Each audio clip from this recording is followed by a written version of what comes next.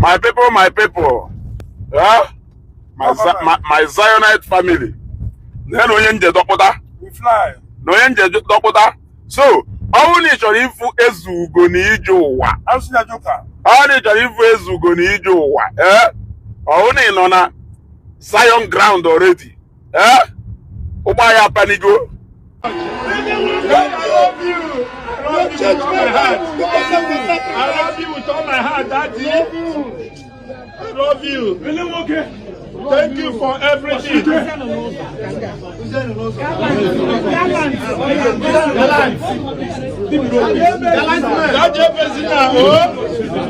Daddy, thank you for your love. Thank you for everything. Thank you, Daddy. Daddy, I love you. I love you.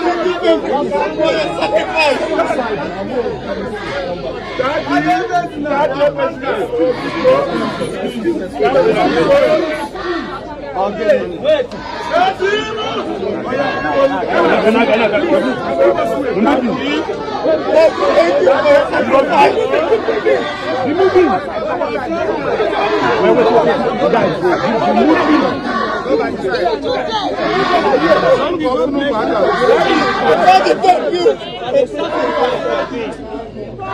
For the sacrifice of everything, God reward you.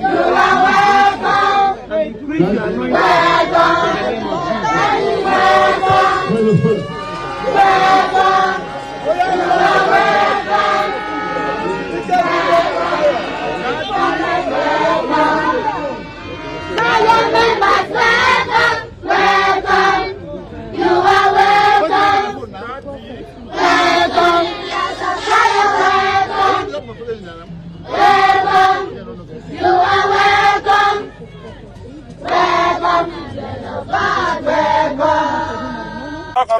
Ijuwe ebe ka ọ na-ana Zion we fly. ebe ka ọ na-ana Ngọkpala na-esi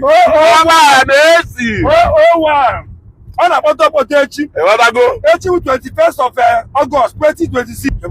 so ọ bụrụ na ị chọrọ ịfụ ezugo na ije ụwa ka anyị nwezie meet and greet na Zion. Ewadago ka anyị nwee meet and greet na Zion. Ịchọzikwa anọrọ na akụgheri. Ịchọ na ọ na-akụgheri.